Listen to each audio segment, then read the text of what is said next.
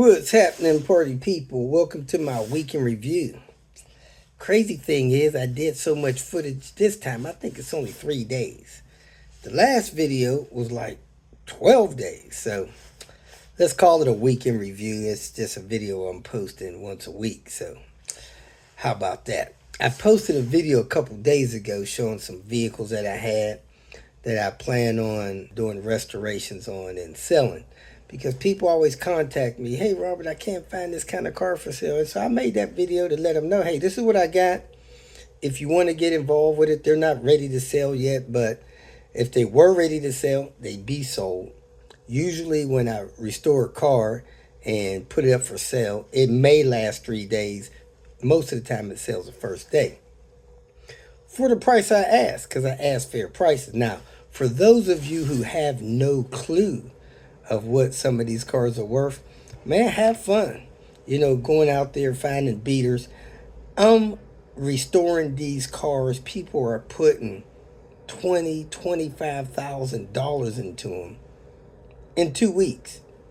So, I mean, you can tell me how unreasonable you think my prices are, or how you think I'm delusional or whatever. That didn't bother me. You're not the one I'm trying to sell this car for. You're not the one that I'm preparing this car for. So, hey, I appreciate your thoughts and imaginations. I think the same way about people that buy Cybertrucks. So there you have it. We all have an opinion, and you know what they say about opinions. But besides that, I'm shipping out parts. Man, me and Meat has been going through storage. I probably have 30 boxes of parts. Different stuff, mostly P80 stuff. I'm going to start listing that stuff on my website. But if you need a part, contact me.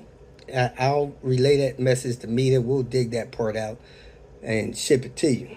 So, anyway, besides that, man, I've been kind of on hold at home because I got scammed. I was calling it a night, a little bit tired, about to go to bed. Actually, I was in bed, checked for a couple messages, got distracted from an offer that appeared to be from Harbor Freight. Looked like one of their commercials. I hesitated a little bit. I said, you know what? Because normally I shut the app down, go to their website and find the offer on their website. This time, it really looked like their channel, their website, and everything. I clicked and went to it. Must have been something in the website different. Some letters switched or something like that. My brain didn't catch it. I checked out, and as soon as I hit the checkout button, they asked for another form of payment. They said, oh, we don't want to use a Visa, we want to use a MasterCard. When they said that, I knew they had got me. So I immediately jumped onto my banking account and locked up my debit card. I didn't see the charge there or the attempt for the charge there, which normally happens pretty quick. Now, I was on my banking website. Man, within a minute, I had my card locked up. So the next morning, I called the bank. The bank seen that attempt to fraud me for that money. They said our system is so tight. They caught it, threw it in the trash, but my card and information is compromised, so had to shut down my primary debit card that I use for most of my business and travel. Order another one. Took about a week to get it, and got that behind me, but I am still waiting, trying to get a driver's license from the state of Ohio. I've been trying to get this license since the end of January. They got a horrible system that you can't go get a license. They have to mail it to you. And man, this system is crazy. Once they mail it or claim they mailed it, you have no proof of that. You have to wait 30 days before you can even ask them a question about its whereabouts. Now, I could send a letter from here to the moon in 10 days, but I got to wait 30 days for my driver's license to show up before they would even answer a question. That's ridiculous. So, over a month after I ordered it, they claim it showed back up at their place, so they sent it again without my knowledge or permission, and it's still lost. They said I can start the process again, paid another fee to get a license, and get put right back in this same crummy system where they don't even have a tracking number for something as important as your real ID. There should be an option on that website that you could click, overnight this to me, and I'll pay the $10 or whatever it is. But right now, I'm 2.5 months without a valid driver's license in my pocket. So anyway, regardless of how that pans out, I'm headed to Chicago because I have a important appointment in town here at the end of the month. So I'm not going to be out west and then have to come all the way back here. I just don't see the point of that when I'm 2-3 weeks away. So that's what I'm doing. I'm going to go to Chicago. It's a 5-hour drive. I'll be in and out of Cincinnati for the next 3 weeks before I head out west. So if you're out west, man, I'm sorry. My buddy Willie Gilly in this video, he said he tired of waiting. We ended up getting me airline tickets for cheaper than gas would have been getting halfway there. So I flew out there, did the stuff he needed on his vehicles, and flew back. And the crazy thing was, man, we changed the light on his son's BMW. That was like a $350 job just to replace a light. Reached in there to unlock the light socket and pull it out. It broke off.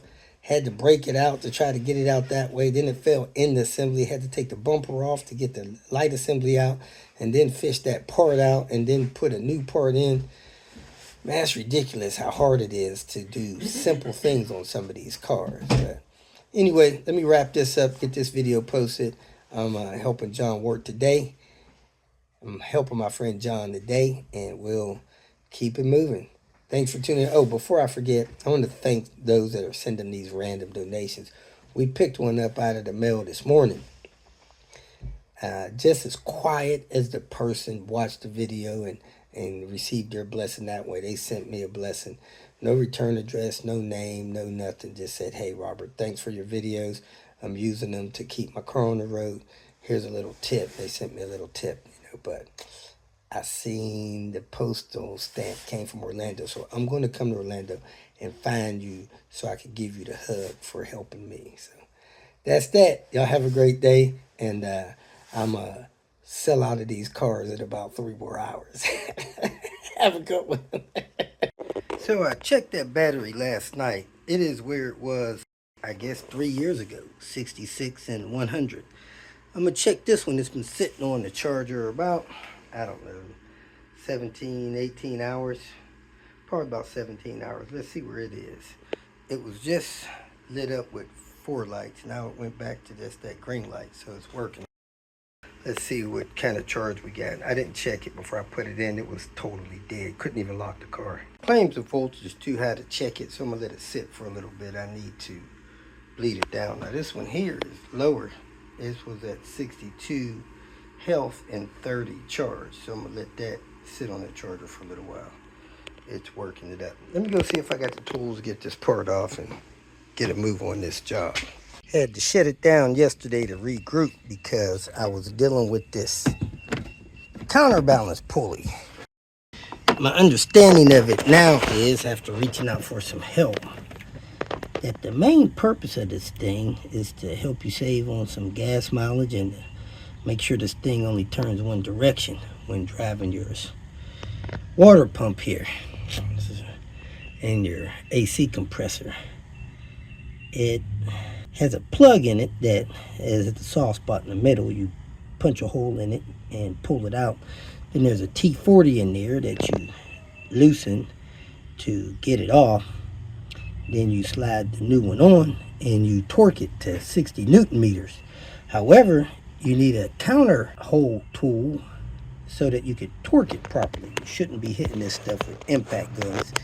You don't want to break a bolt, strip a bolt, mess up anything in there, the reed system or nothing like that. So I got a chisel and a small screwdriver. I'm going to try to tap a hole in the middle of it, then pull the plug out, and then I am going to knock it off with a impact. Just bump it, pull that nut out the middle of it, which is a T40. Then you got to have a long T40 with the counter hole tool to torque it right. So let me go ahead and get this off of here. Since my AC system is not serviced, it don't make no sense for me to sit here and wrestle with this thing. I got a broken port right there that I'm gonna replace that line with. So I'm gonna go ahead and knock this thing off here with a 13 millimeter and get that AC compressor out of the way. There you have it. Let me knock a hole in that plug real quick.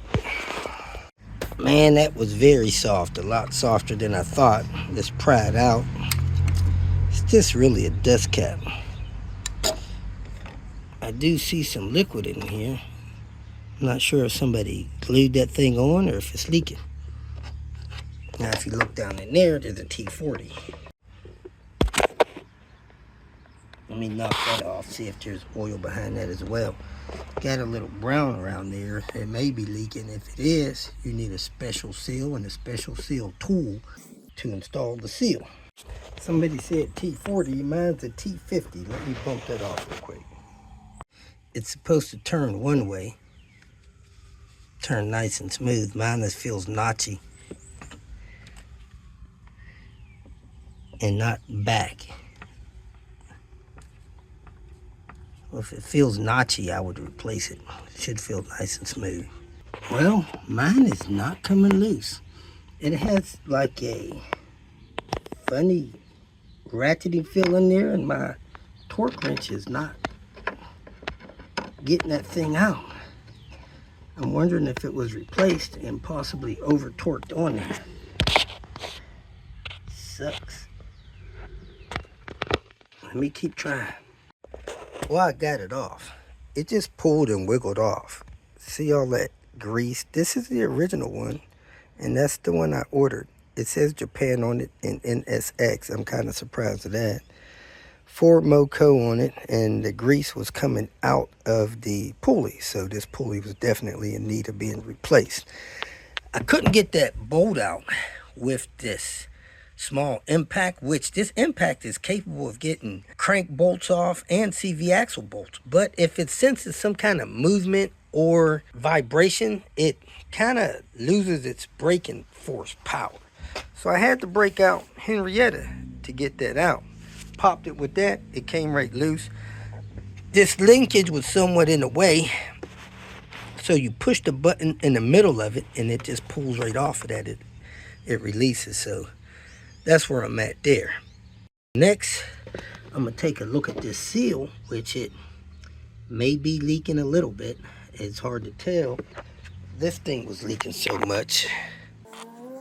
But if you got one and you got the special tool, you could put a seal in there. I guess this is the seal right here. It's a delicate seal, so you can't get it in without the special tool. Don't even try.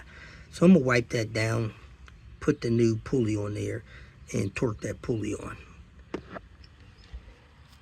Again, you need a counter holder tool and a long T50 to get this in. The counter holder tool fits in these teeth, and the T50 will go through the counter holding tool, and you put a tool on the counter holding tool, hold it, and then you torque it to 60 Newton meters. All right, this turns nice and smooth when it's on there and it's in good condition, and it like doesn't turn back. And I'm gonna put the dust cap on, stop dirt from getting down in there, filling up the head of the bolt, whatever. If you buy this as a kit, it comes with a tool from some part suppliers, but I'll put a link to the tool in the description area of this video. Next, I'm gonna put this guard on this water pump so that that's on there after I clean it off a little bit. Then I'm gonna put that pulley on there. Took a T40, pulled this pulley off to replace it. Make sure you put it on the right way. Doesn't look like this has an in or out, but I use the side with the dots as the out. It's got a shoulder on the bolt, kind of like a collar that goes in there. And then this side fits on a recessed point or extended point on the engine. So make sure this goes all the way on. And when it's all the way on, of course, it'll be in line with this water pump pulley. There you have that. All right, next I'm gonna hold this up out of the way. Put this dust plug in here. Put this dust plug in here so dirt doesn't get in there. And I'm gonna put the bracket back in there, attach this bracket, the 3 bolts holding the bracket down, which are right here. And I'm gonna move forward from there. Let's keep moving. Oh, I gotta put this shift thing back on there, and it just snaps on. Just push it down on there. It just pushed and snapped right in there, so it's good to go. Let me get these water pump bolts out of the way because they don't need to be down here. Put new bolts in it. Coolant system's holding coolant fine. It is not leaking. No water down there. That's good. Looks like it's back to the minimum mark, so I'm gonna top that off. When you take these 3 bolts out of this bracket, pay attention to which one is longer. One's longer than the others. I think that one's the longest one, but you check yours. So I attached the wire harness to that bracket, that lower bracket. Then I hooked up the AC lines. Then I put in the bolts that hold this part of the AC down. Now I'm gonna put this bracket on here to hold those 2, and then I'm gonna put this big bracket on there.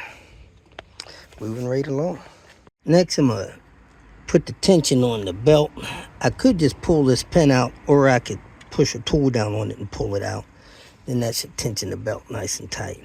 Then I'm gonna put this long bracket on here. Then I'm gonna put the short bracket with the battery cable on there. I'm gonna put the battery box in, and then I'm gonna put the air box in. Now remember, I got this piece over here broken, so I gotta clean this up and epoxy this. So I'm gonna take this hose off of here to do that, so I don't want an air leak there. Now the T6, unlike the naturally aspirated 6, has the power steering stuff over there. Because that stuff is over there, the pump lasts longer for some reason. So you could probably get away with doing this pump every 100,000 miles or so. Definitely around 130. You don't want this thing to go to 150, this belt rather. And this pump, 220,000 miles, so the pump will last at least 200,000 miles on the turbo car, probably because that power steering pump's not riding on the front of it. Anyway, let me get this air box in and let me get this battery tray in and this air box in so I can wrap this up. I have some corrosion down there on that bracket bolt. I'm thinking it's probably because of the battery, probably caused some of this other corrosion. So I'm gonna vacuum that out. I scraped some of it loose. I'm gonna vacuum that out. I also am going to replace this AC line and this front clip piece here, because this piece was broken down here and I picked up another one. So I'm gonna do that before I put this battery stuff in, because that may be in the way. So we're gonna set this portion of the video down and pick up the next. So I'm about to pull this front end apart so that I can replace this front clip and that weird AC line. So I'm gonna take a lunch break, get something to eat, because I don't want to stop in the middle of this. And dang it, I think I'm gonna have to drain that coolant out to get this bottle out of the way so that I can get this AC line out of the way. That sucks. Figure all this out, take a lunch break. I'll be back. Well, I was about to pull this out. This one has a pressure switch out here by the port. This one has a pressure switch down in here at the firewall. So these parts are different. And unless I figure out a way to run this pressure switch wire out here, I really can't use this, because it ain't gonna work. That kind of sucks. I need a 3-port wire, female side. Oh, that's the male side. Female side out there, I need an extension cable. Let me see if I can find some 3-port cable that will extend that. Well, I run into a hiccup. The pipe that I was using has a pressure switch. I don't know if it's low or high, but it's out here on the pipe under the coolant reservoir. The one that I'm removing has it under here. See it right down there? So I'll have to rewire this thing to come out here to the sensor. So let me go ahead, plan for that. I don't want to take too much time. So let me empty this bottle. Keep this train rolling. I'm having a real hard time getting this line past this bracket. And I'm thinking this engine may be pushed back from the accident. I should take some measurements, but for right now, man, I'm gonna measure if this engine's pushed back. But I'm gonna try to take these 3 bolts out right here, see if this bracket will come out and let that line out. Started splicing these wires together, tape this thing up so I could have that low pressure switch hooked up. I am done for the night. Dinner's ready. Whoop, whoop. Well, folks, it's time to get back at it. This S60 with these gosh dang expensive headlights. I got a few more things to do before I think this car is truly roadworthy. I got to finish fixing this AC line, which is a mess. The wire that plugs into the, I think, low pressure port, or it's a high pressure switch. I don't know what it is. It's right here. It was designed to be plugged in over there, so the wire was short, so I ran some wires. I'm gonna solder those in, and then I'm gonna put this thing back together, and then I can plug in the headlight and drive this car.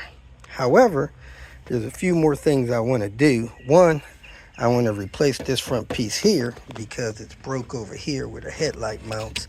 I'm not sure if that's a perfect alignment for that.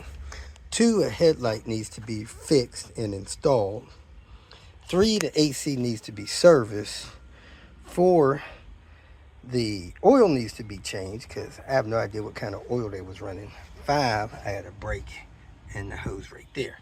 So I got 5 more things to do after I do that. So let me get with it, get these wires soldered up and have that done, and then move on to the next task at hand. I need to make sure these are done and those are not tight. So I'm gonna start out by soldering these wires.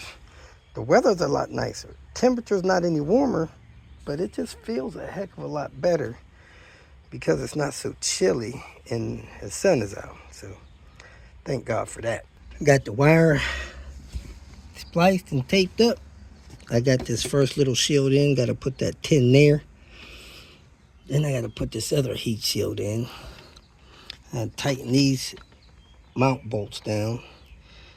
And then I got to tighten these up down here. And then I'm going to put the vacuum pump on there and vacuum the system. Here's this heat shield on the back of this S60. Got a 10mm nut there. Probably an 8mm there.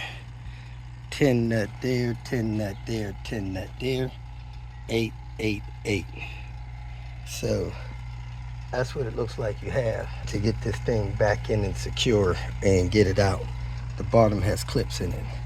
That's the part number there. Let me go ahead and put this in. Drew it down for 5 minutes. We're going to let it sit for 30 minutes, see if it holds the vacuum. Boy, it was a little tricky getting this heat shield in because I didn't notice when I pulled it out that the heat shield went in front of this plastic piece here. So when you work it in front of this plastic piece, slide it down in front of this plastic piece because that's where those 8mm go. I did pull this vacuum up out of this plastic bracket because I didn't want to stress it and break it. Then it went down a little easier. But if you look down there, there's a rubber grommet that gets captured by that thing. I had to massage that in place with a crowbar, small pry bar, and that holds the piece that the heater hose go through. So you don't want this heat shield chafing that heater hose. And then of course you got to make sure the two clips on the bottom properly embrace the piece on the bottom. Then it falls down in place where you can get your 8mm screws in.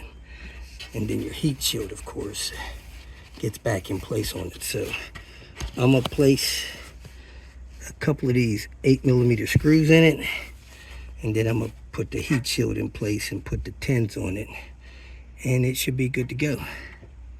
So let me go ahead and do that while my AC is still holding vacuum.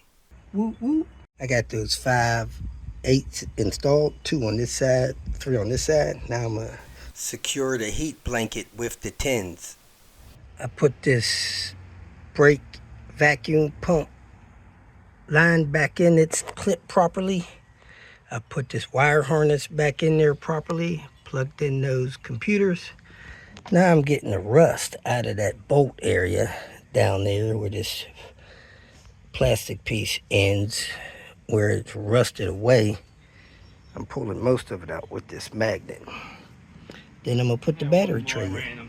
Well, that thing is still holding vacuum. I'm gonna go get some AC service stuff and service this thing with some AC. Whoop whoop. Well, it appears that I don't have AC service stuff, so I need to go pick that up and service this AC. Then I think I'm gonna install these headlights and send this thing until I come back from out of town. I don't want to get jammed up trying to do something on it and don't get it finished where it's drivable. So let me go get some AC service stuff, have lunch, and put this car together so it can be driven. This is the battery going in the S60. It is 88 health, 100 charge. I'm gonna clean the post off and drop that thing in there. I got 55 minutes left before I gotta scat out of here. Everything's hooked up except the battery, I believe, and that headlight over there.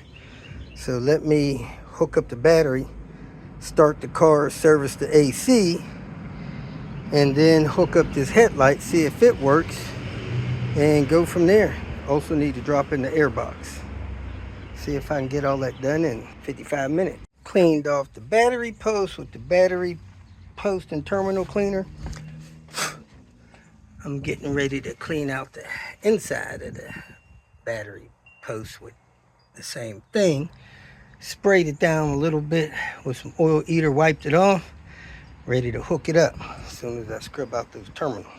Hooked up the battery, sprayed it with some battery terminal protection. You can hit it with some battery terminal protection, some kind of grease or dielectric grease.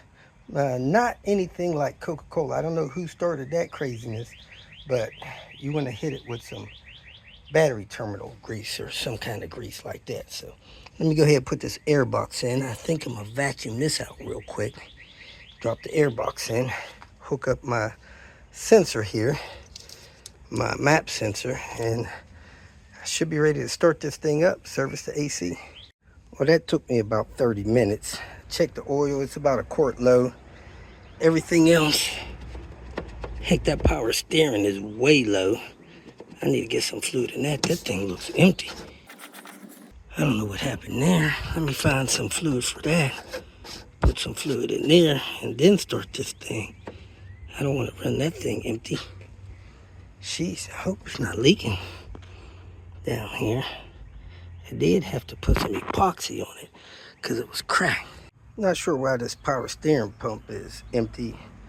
They say add a 1/2 quart at a time on this oil because it's down to minimum mark. I'm gonna go ahead and start it, try to service this AC. It takes 2.5 cans. Man, this thing fired up quick and strong. Kicking off the Tinker Day. We're going to start off by removing the radiator, going to the salvage yard and picking up a radiator, because if the cylinder head is blown, we don't want to buy a new radiator. So we're going to replace this one with a used one, check it out, see if it's worthy of getting a new one, go from there. It's had a coolant leak. They're playing coolant roulette. So let's see if this thing's got a blown head or not. Doesn't appear to have any coolant in here yet. It did not have a low coolant light in the dash. So that kind of sucks. That would be a problem. So probably ran out of coolant, didn't have a warning light, caused issues, blew the head, and here we are. Oh, it does have a low coolant warning and a red exclamation point. All right, it's a little different from the 850s, so let's check it out. If you want to save thousands among thousands of dollars doing home repairs on your car, DIY style, there's a few essentials you need. A set of ramps helps speed up the job of doing oil changes and stuff like this radiator. A safe floor jack, that thing is excellent for getting the car off the ground. They have some nice ones at Harbor Freight that are safe. That's something that you very seldom see companies skim on because it's such a safety item. Those are okay, but if you reach the limit trying to get jack stands under a car, they're not sufficient. So you really need a good floor jack to help you save thousands of dollars. You need a set of decent jack stands so that you can get the car support and get under it. You should never get under a car that's on a jack or with jack stands that are extended all the way to the top. So get rid of your baby jack stands, get a set of decent safe ones. Get rid of your baby floor jack, get a decent one that they call professional. Get you a set of ramps. Save you some time and money. If you need to move a car that's low on coolant or out of coolant, do it quick. You don't want this thing running that water pump without any coolant in there, cooling it off and lubricating it. So we got it up, let's get with it. So we're gonna start out by making sure there's no coolant in here, draining out what's left, getting everything off the bottom. The belly pan is already removed or missing. I don't know if you need to pull that or not. Other than that, there's also a plastic guide that's usually under here that's missing. You pull that plastic guide out, a couple of fasteners, then you pull another plastic guide out, that's missing. Here's your drain for your radiator. You put 13 on that, loosen it, loosen the cap on your reservoir up top, and let the fluid drain out as much as possible. Well, I doubt this thing has any coolant in there because, as you can see, the hose broke off. That's a catastrophic radiator failure. I don't even see the piece of it in there. And that thing fell off and it's gone. So that's your failure. When these things get old, sometimes they just break off. As you can see, this coolant is coming out clean, so it's not mixing with any oil. You can also drop the oil and make sure there's no coolant in the oil, or pull a dipstick. If the dipstick has black oil on it and not light brown oil, it's not mixing that way either. But for these Volvos, that doesn't mean it doesn't have a head gasket breach. See how nice and dark that oil is? No coolant and oil mix, which is good. Pull the lower rad hose loose so it comes out quicker. While that's draining, you can come up top, remove this pipe here. You got a clamp there, T25 there, T25 there, and a clamp on the back. Then you can remove this hose here, which just snaps in place. Pull that off of the air box. Work it up and in there. And pull the radiator hose off the top, which is already off because it broke off. Now get these wires loose from the top. Take that intercooler pipe off there. I thought the owner already tried this, is put the clamp on the nub that was left to see if it would hold, and I think it'll hold for a little while. So we're going to test the head with this old radiator. We were going to get a used radiator to salvage yard and test it that way, but we'll test it with this one. So I clamped that one on. We're going to fill it up with coolant and take it for a drive. We are testing the battery on this. The battery tested bad, but the operator had an error. He didn't have the charger hooked up to the battery. He hooked it up to this post here that I used for a ground to jump at one time. So we got the charger hooked up right. It's an AMG battery. Hopefully it will charge that battery and make it good. On this BMW, I think it's a 328i. We're going to replace this corner light. It is out. Let's turn it on and prove that it's out and go from there. Okay, you see that corner light on there, orange amber one? It is out here. So let's see how we get to this bulb and replace that. So it's running, the level's not dropping, so it's not burping. Of course, you see the wiper blades, something that's kind of optional here in Vegas, but when it gets a dirt storm, you need them. And then the rear wiper blade is totally missing. But anyway, we're going to take it for a ride, see if it'll burp, see if the head's good, yada, yada, yada. Parking brake set, it's got gas. During the test drive, we got a low coolant level light. That's good. It may be good to go, so we're going to top the coolant off and take it for another drive. I'm test driving the car, and to simulate highway driving, I went to manual mode, and I'm holding the car in like third gear so that the RPMs are higher in the engine. And it's still no low coolant light, so it's not leaking. So we're going to check it when we get back to the house. So let's circle around to the house, see if we can get that coolant reservoir cap off. We're going to leave it running, check the coolant level, and see if we can get that coolant reservoir cap off. Let's do it. Man, this hood opens silent.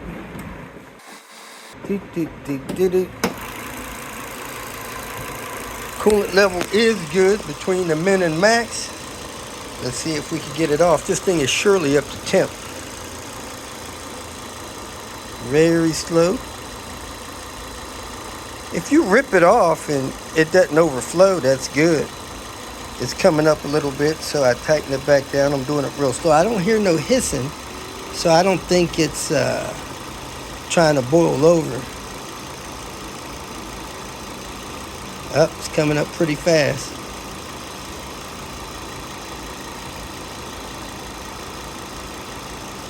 It's coming up slowly.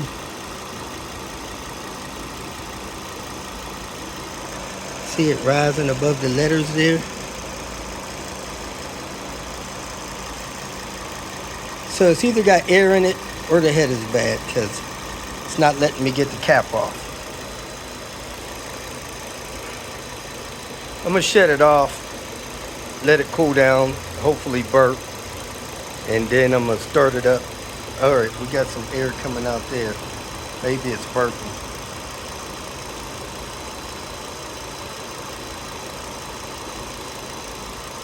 If you got air in it, it won't let it come off either. All right, it's going down. I think we're good to go.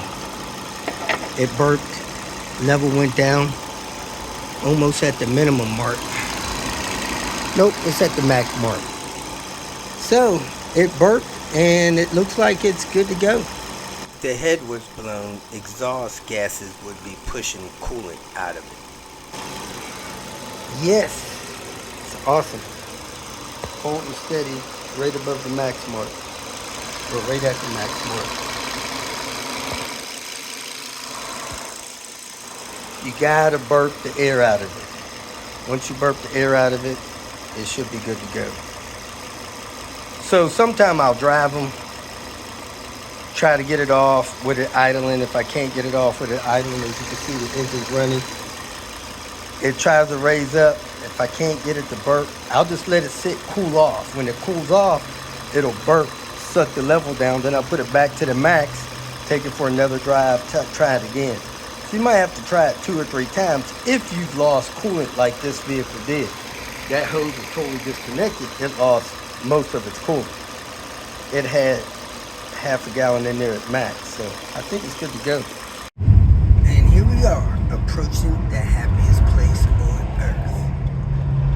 North Las Vegas Pickup Park. Volvo Section 98 S70. You know it's a 98 because it has these on it. We need a seatbelt. So let's see if the seatbelt works. They leave the windows up. Uh-oh. Look like we had a bird strike, folks. Seatbelt's cut. Dang it. That sucks. Hopefully there's another P80 out here. Looks like it's got a new window switch over there, which may or may not be any good. And I need those things out of the roof in the back, but they look gray. This is a slick top, so that may be a little different. Let me see if I can reach this. I can't even reach that thing. Well, I was able to reach in the window hole. Decent S70. We took the voltage regulator out of the alternator. It had half its life left on it. This car is in pretty decent shape. The seats look really good, so I'm sure it's been garaged somewhere. Window switches are aftermarket, so they're probably not worth taking. They may be though, I don't know. Had some kind of bird situation here, not sure what that's all about. Trunk's locked. Yeah, this thing has a nice wing on the back. I'm gonna try to snatch that off real quick. Man, this is sad. These tires are 2019. They got a lot of tread on them, but man, they have a lot of cracking on them. So they're gonna need to be replaced. But this is part of that Vegas heat, man. 6-year-old tires. Time for me to get cracking on this vehicle here. I think we're gonna do front brakes. Also think we're gonna do a radiator, couple of coolant hoses, and the serpentine belt starting to crack a little bit. He's put about 35,000 miles on this car in a year. So in the last 2 years, he put about 70 on it. Looks like this clamp is loose for some reason. Not sure why. That's not tight. Anyway, I'm gonna start with the brakes. Probably cooler than the engine. And after that, I'll go ahead and start working on the coolant system. Gilbert had some urgent service needs done so the one vehicle can get past emissions. And he flew me out here. The round trip airline ticket was cheaper than me driving halfway here. So if you got some urgent needs and need me to pop out for a couple days and go back, that may be an option for you. Let's get this thing up in the air and put some jack stands in. Got this side of the brake system done. New pads, new rotors. Learned a new trick with getting stuck rotors off, which was awesome. Gilbert helped me find that. But while in here, I looked over here and this control arm is shot. See how that boot has that line in it? That's totally torn out the whole way around. We need to get some of those ordered. Yeah, that boot's torn out pretty bad too. In this video, we're doing brakes and rotors and pads on a Volvo XC90. I think this is a 2012 model. Thing has huge disc. You know you need to replace your disc when you brake and your steering wheel jerks in your hand, or when you start getting wear. You run your finger across here and there's a lip on the end. They have a wear. You could get them turned, but most of the time they're under 50 bucks. You can just replace them. So if you get a good price on them, replace them. You want good ones. Volvo ones are probably 100 bucks a piece. Those are what you really want. They last probably forever. These may have never been done and they still are good, but getting a little worn, so we're going to replace them. First thing we're going to do is jack the car up with a good jack, put on the jack stand in a proper good place for supporting the car. Now you want to remove the wheel. 19mm lug nuts. You get the wheel off, move it out of the way. Some people put it under the car for fall safety, but I don't think that's a good plan. Jack stand's a much better plan. Next, you want to pull this clip out. You could pry it out with some kind of screwdriver or something. And then you could do one or two things. You could pull the pins out of the caliper after you spread the caliper with a tool, with a pry bar or something like that.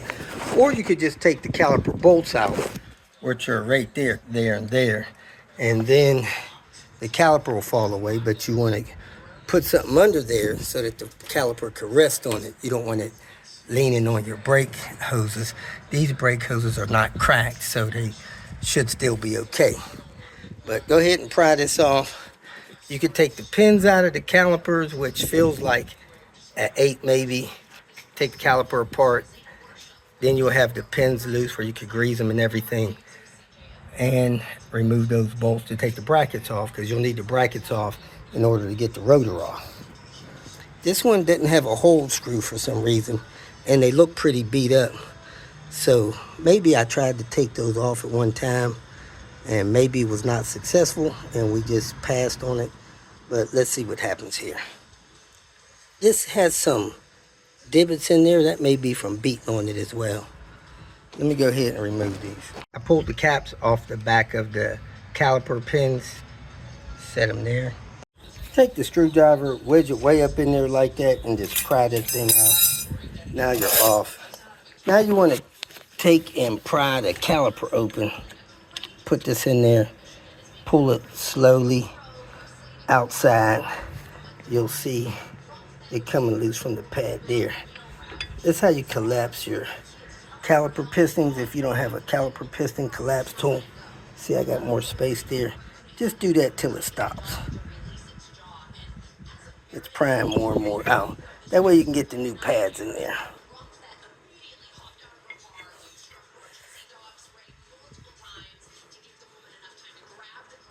Alright, when it don't come out anymore, you're ready to pull this. Now, I could not find a tool that fit in my caliper pins. It may be something like a 58 or something weird like that. A 60 T60 too big, T55 too small. I can't find my step up other tools, my 7mm, 8mm, 9mm hexes. So I'm just not going to take them off like that. I'm going to take these bolts out, take the pads out, then I'm going to slide the bracket off the caliper that way. You could do it either or. I broke these two 18mm caliper bracket bolts loose with the 18mm socket, short extension. Now I'm going to spin them out. Man, this rotor's eating up in here, probably because of the last pads, but definitely need to replace that one. As soon as those caliper bracket bolts come out, it will fall, so whatever you're going to have under it to catch it, go ahead and put it under there. Then you take the pad, you wiggle it out. That pad was getting thin, still had maybe 5,000 miles or so left on it. Then take this other one out. You might have to poke it out from the back. Be careful you don't mess up your boot on your caliper, because you don't want to have to replace the caliper. So let me put this up here and get that other pad out of there. Now that I have both pads out, I could go ahead and slide this bracket off of here. The bracket just pulls off. You might have to pry it off if it's dirty, but it pulls loose, the pins come right out. So I'm gonna pry it out with this and get that separated. See how the bracket's coming off? So now you spray some brake parts cleaner on a rag, wipe those pins off. If it don't come off like that, brush them off with a wire brush and then lubricate those. You want to clean all the dirt, brake dust out of here, clean these off with a wire brush, lubricate those. Where the pads sit, it'll reduce squealing. You could also put a C-clamp on here and compress this a little more so that you don't have any issues getting the pad to fit over your new rotors. Set this out of the way. I could not get these off last time, but there's a lot of guys that have shorts on now that show you how to do this. I normally try to spray some WD-40 or something in these little hole areas to lubricate in between the rotor and the hub. Don't want to damage the hub pulling these off. Spray a little bit there. That didn't work last time, but I'm going to do it again. Then I'm going to show you this trick they showed me with a screw and a bolt. So you have this nut and bolt here. You put the bolt through the spindle hole like this. Then you put the nut on the other side of it and tighten that up until it pushes against there and pushes this off the hub. So let me go ahead and get that in place and try to film it in action. All right, the thing is in there like that. Let me go ahead and set up the camera and film it. When the other one popped off, it popped off with a loud noise. Now, again, I beat this thing up last time I was here. Couldn't get it off. So we left it on. And it's coming off this time for sure. All right, here it goes, folks. Get this on here and tighten this up.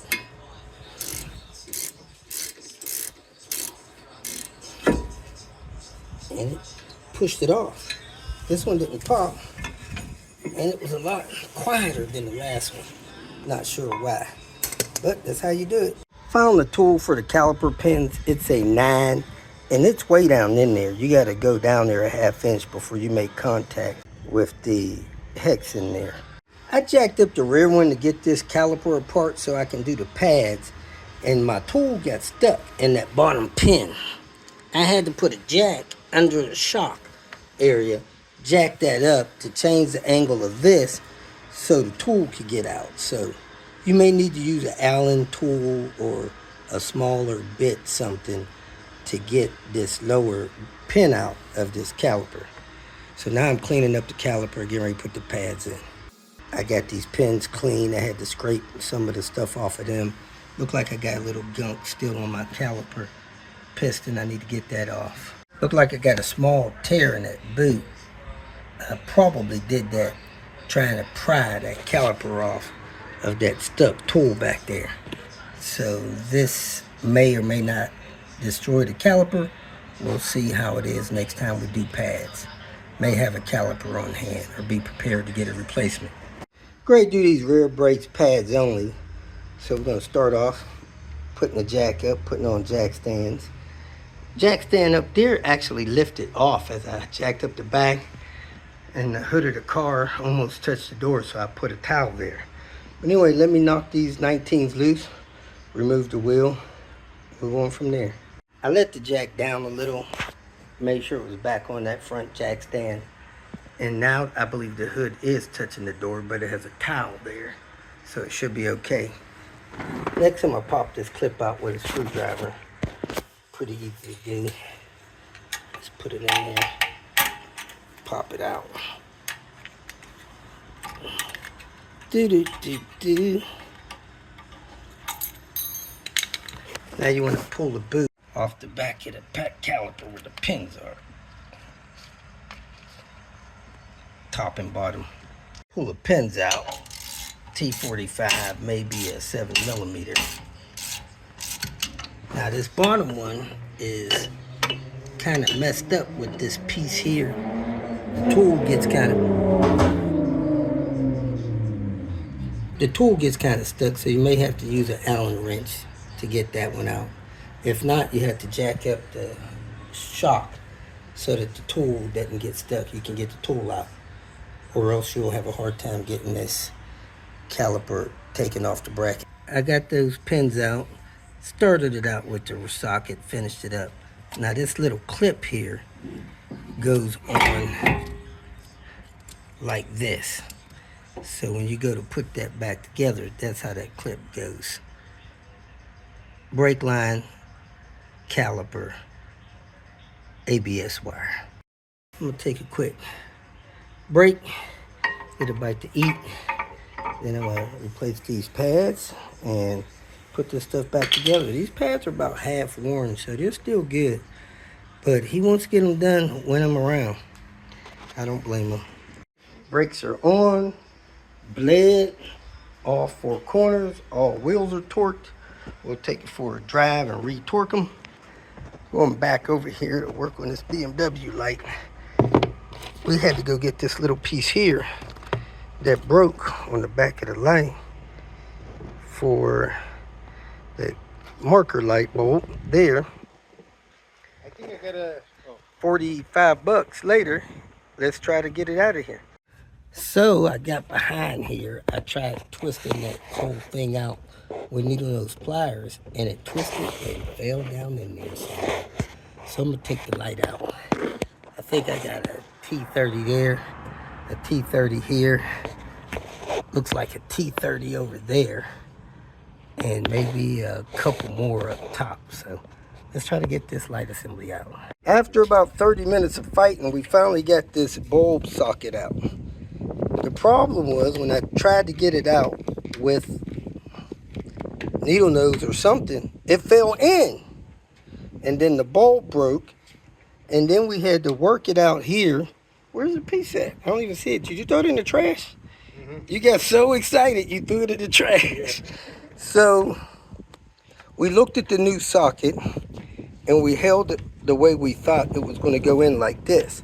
So you got to get these 3 keys lined up to get that out. Now the problem was we were looking at that big metal piece on the bottom, which was gone, instead of this piece on the side, which was still there. So we had to clock that piece in the right position with these little needle nose pliers. We finally got it clocked to somewhere around the 2 o'clock position, and then pulled on it and twisted it out. So it's out finally. We're gonna put this bulb in here. Just put it in there. You don't have to have gloves on. That's a normal bulb. Don't break the bulb.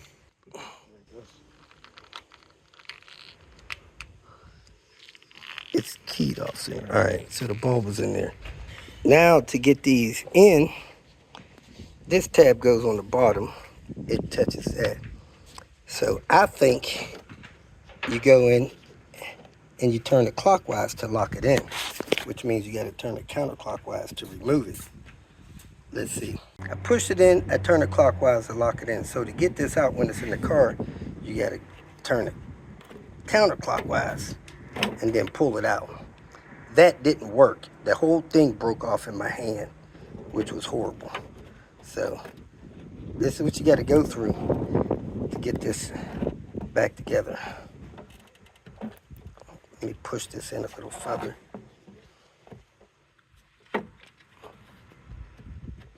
There you go. Light bulb replaced. Now we got to put the rest of the car back together. Got it all back together and the lights work. We're wrapping it up for tonight. Looking for a socket. Maybe this is it. Nope. Gotta find this 10mm. If you made it this far, I trust that you found some information that was either useful or entertaining, so go ahead and hit the like button. And if you would like notification of future videos that I post, please subscribe to the channel. I appreciate your support. You can follow me on other social media apps by looking for @RobertDIY. Some form of that should bring up the other channels that I have on places like Twitter, Facebook, Instagram, and so forth. If for some reason you need some more personal help, go to my website at robertdiy.com and use the phone number that I have posted there to send me a text message, or you can email me. If you have questions or comments, please make a comment below. And if you'd like to make some kind of financial contribution to what I got going on here, go to my channel and hit the more link at the end of the introduction statement, and it'll show you different ways that you can support me financially. Again, thanks for watching. I hope you have a great day.